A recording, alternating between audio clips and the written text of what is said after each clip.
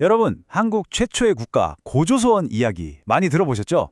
그 시작은 아주 신비로운 신화에 쌓여 있는데요. 하지만 이게 그냥 단순한 옛날 이야기일까요? 절대 아닙니다. 오늘 우리는 이 장대한 서사시 속에 숨겨진 진짜 역사의 암호를 한번 같이 풀어보려고 합니다. 곰이 여자가 됐다는 이야기? 솔직히 좀 황당하게 들릴 수도 있잖아요. 근데 만약에요, 이 믿기 힘든 이야기가 사실은 한 나라의 탄생을 아주 정교하게 기록한 역사책이었다면 어떨까요?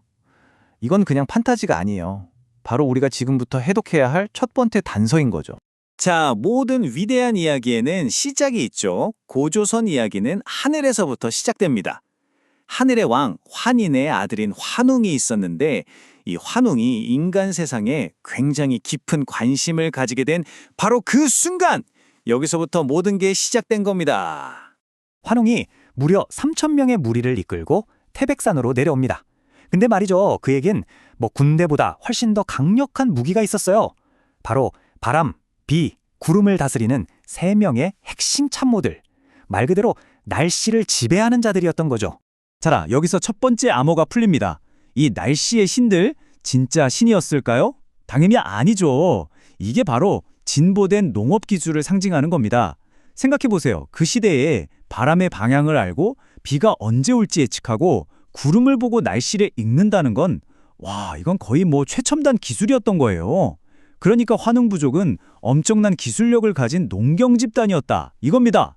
환웅의 이 선진 부족이 땅에 딱 자리를 잡았을 때 그들을 찾아온 이들이 있었습니다. 바로 인간이 되고 싶어 했던 곰과 호랑이였어요. 그리고 이들 앞에는 정말 거대한 시험이 기다리고 있었죠. 환웅이 내건 조건 진짜 혹독했습니다. 동굴 안에서 쑥 한 줌이랑 마늘 20쪽만 먹으면서 100일을 버텨라. 이게 그냥 참을성 테스트가 아니었어요. 이건 뭐랄까, 기존에 사냥하고 채집하던 생활 방식을 버리고 우리 이 새로운 정착 문명에 합류하라는 일종의 통과 의례였던 셈이죠.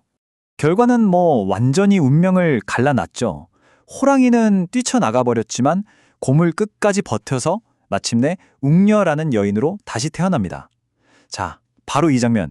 이게 신화의 핵심이에요. 이건 두 동물의 이야기가 아니라 두 부족의 이야기입니다.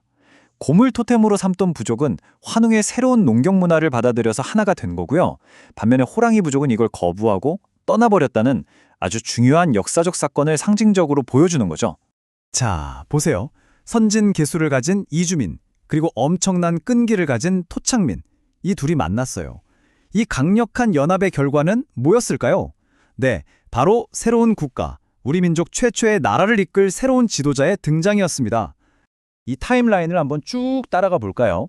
하늘의 아들 환웅과 땅의 딸 웅녀가 결혼을 해서 아들을 낳습니다. 그 이름이 바로 단군 왕검.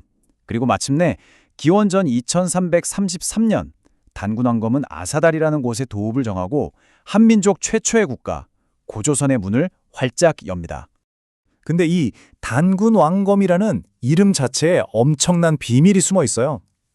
단군은 하늘의 제사를 지내는, 그러니까 종교적인 리더, 제사장을 의미하고요.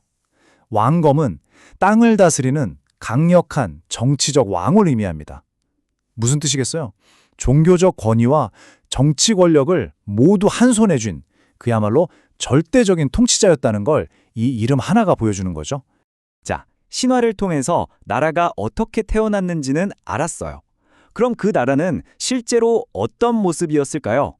이제부터는 고조선 사회를 떠받치고 있던 이념과 법, 그리고 이게 진짜 있었다라고 말해주는 구체적인 증거들을 한번 파헤쳐 보겠습니다. 모든 위대한 국가에는 위대한 철학이 있잖아요. 고조선의 심장은 바로 홍익인간이었습니다. 널리 인간 세상을 이롭게 하라. 와, 정말 심오한 뜻이죠? 이건 단순히 나라 하나 세우는 걸 넘어서 모든 사람을 위한 공동체를 만들겠다는 약속이었고, 놀랍게도 그 정신은 오늘날 우리에게까지 이어지고 있는 겁니다. 그리고 이런 위대한 철학은 그냥 구호로만 그치지 않고 법을 통해 현실이 됐습니다. 팔조법이라는 게 있었는데 이게 당시 사회를 비춰주는 거울 같아요. 지금은 새 조항만 전해지지만 이것만 봐도 대단해요. 살인자는 사형, 생명을 존중했다는 거죠. 누구를 다치게 하면 곡식으로 갚게 했어요. 노동력이 그만큼 중요했다는 뜻이고요. 도둑질은 엄청 엄하게 벌해서 사유재산을 철저히 보호했어요. 이걸 보면 고조선이 그냥 원시 사회가 아니라 굉장히 질서 잡힌 사회였다는 걸 명확하게 알 수 있습니다. 좋아요. 멋진 이념도 있었고 아주 체계적인 법도 있었어요.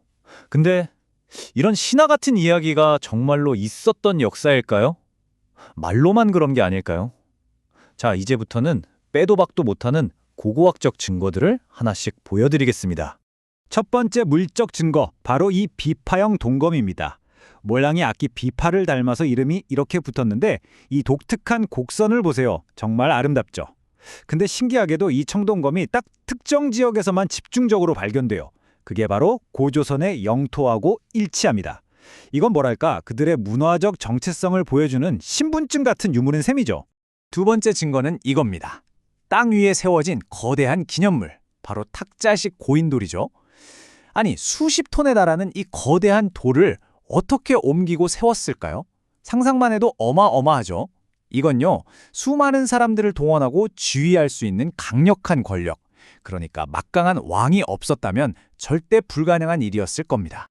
그리고 마지막 세 번째 증거는 바로 이 미송리식 토기입니다. 여기 손잡이 모양이 아주 독특하죠? 근데 놀라운 건 이 토기가 발견되는 지역이 아까 봤던 비파형 동검 그리고 고인돌의 분포 지역과 거의 정확하게 겹친다는 거예요. 그러니까 이 세 가지 유물이 딱 합쳐져서 신화 속에만 있던 국가 고조선의 영토를 우리 눈앞에 지도처럼 그려주는 겁니다. 정말 대단하지 않나요?